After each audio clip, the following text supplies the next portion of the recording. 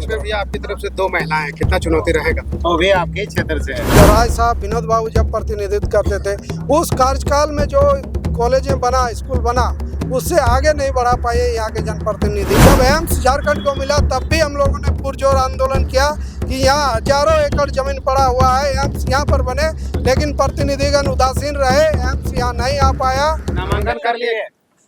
हाँ, नामांकन हुआ और लोगों की जो एक उम्मीद है कि संघर्ष में आने वाला दिन, एक संघर्ष को एक नया मुकाम मिलेगा, उसकी तैयारी में हम लोग है। वो जिम्मेवारी हम लोग लेने के लिए आज नामांकन किए हैं। बहुत सारे समस्या, लड़ाइयाँ हैं जो सिर्फ सड़क पर नहीं, सदन पर भी जाके करनी होती है, तो हम लोग सदन की लड़ाई को भी आगे ले जाने के लिए नामांकन किए। आप पॉलिटिकल क्षेत्र में जा रहे हैं, इससे पहले बच्चों को पढ़ा देते हैं, क्या चुनौती होगा आपके सामने? निश्चित रूप से मुद्दे वही है। शिक्षा के क्षेत्र में हम रहे हैं, शिक्षा की जो स्थिति है उसको हम भली भांति समझते हैं। यहाँ के लोगों का थोड़ा मोड़ा भी जो मानसिक विकास हुआ है वो शिक्षा से हुआ है। यदि मानसिक बौद्धिकता को हम लोग को बढ़ाना है, यहाँ के लोगों को अधिकार के लिए सचेत करना है, तो हम लोग को शिक्षा के साथ साथ अधिकार की लड़ाई को आगे बढ़ाने के लिए राजनीति में आए हैं। आने वाला समय हम लोग सिंदरी विधानसभा क्षेत्र में जो लोगों की आशा उम्मीदें हैं, जो समस्याओं को लेकर लड़ाई के प्रति जनप्रतिनिधियों की उदासीनता देखते हैं, और उसके जवाब में हम लोग समस्या समाधान का हो या फिर संघर्ष को आगे ले जाने की प्रति जो प्रतिबद्धता हो, उसको हम लोग जमीनी स्तर पर आने वाला दिन दिखाने का काम इसमें भी आपकी तरफ से दो महिलाएं, कितना चुनौती रहेगा? वो भी आपके क्षेत्र से है। चूँकि विधानसभा की लड़ाई है तो निश्चित रूप से उम्मीदवार विधानसभा क्षेत्र के ही होंगे, लेकिन उनका महिला है दादा, उनका एक ये रहा है कि एक तो प्रतिनिधित्व, यदि हम कार्यकाल देखें तो झारखंड बनने से पहले से लगातार हम लोग आ रहे हैं और बीजेपी के यहाँ प्रतिनिधित्व करते आए हैं। पूरे कार्यकाल को यदि हम लोग देखें बीजेपी का, तो लोगों की जो उम्मीदें थी वो उम्मीद पूरा नहीं हो पाया है, और न निकट भविष्य में उन उम्मीदों के प्रति लोगों की ऐसी हम लोग गंभीरता या प्रतिबद्धता प्रतिनिधियों को देख पा रहे हैं।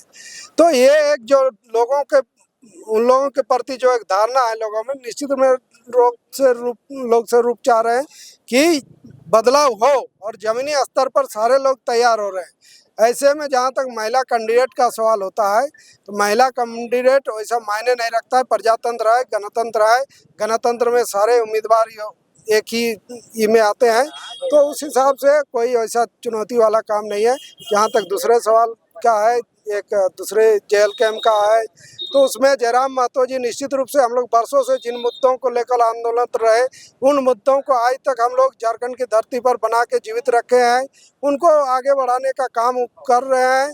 लेकिन उनको साथ ऐसे लोग घुसपैठ करके उनको कहीं आने वाला दिन फंसा न दे, ये उनको सचेत रहने की जरूरत है। यदि वो ऐसे ही में उनका घुसपैठ की संख्या ज़्यादा बढ़ेगा तो आने वाला दिन लोगों की उम्मीदें टूटेगी, और इसको हम लोग विगत लोकसभा चुनाव में देख लिए हैं कि लोकसभा चुनाव में क्या हुआ नहीं हुआ।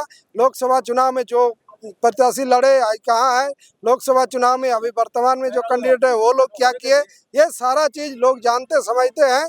तो इन सब चीज़ों को लेकर के कोई जमीनी स्तर पर कोई ये नहीं है, सारे लोग लाल झंडा, भाकपा माले और इंडिया गठबंधन के साथ है। किन मुद्दों के साथ जाएंगे वोटर के पास? वोटर का जो सबसे बड़ी समस्या है, यहाँ पढ़ाई चाहिए, दवाई चाहिए और कमाई चाहिए। पढ़ाई की जो व्यवस्था रही है वो जब यहाँ मासास आनंद बाबू जब प्रतिनिधित्व करते थे या राय साहब विनोद बाबू जब प्रतिनिधित्व करते थे, उस कार्यकाल में जो कॉलेज बना, स्कूल बना, उससे आगे नहीं बढ़ा पाए यहाँ के जनप्रतिनिधि। उसको आगे बढ़ाने का जरूरत है। कई ऐसे कॉलेज देखे हम लोग जहाँ की पीजी की पढ़ाई होती थी, पीजी की पढ़ाई बंद हो गया। तो इन लोगों ने उन मुद्दों के प्रति कभी गंभीर नहीं रहे, नया कुछ देने का काम नहीं किए। बीएड की पढ़ाई का लोग मांग करते रहे, लेकिन न गोविंदपुर में बीएड की पढ़ाई चालू हुआ, न सिंदरी में हुआ। तो इन सब के प्रति कोई सब गंभीर नहीं रहे। इंटर की पढ़ाई जब कॉलेजों में बंद हुआ तो ये लोग शांत बैठ गए, कोई उस पर ही नहीं, बच्चों का जो कैसे नामांकन होगा उस पर प्रति कोई गंभीरता इन्होंने नहीं दिखाया।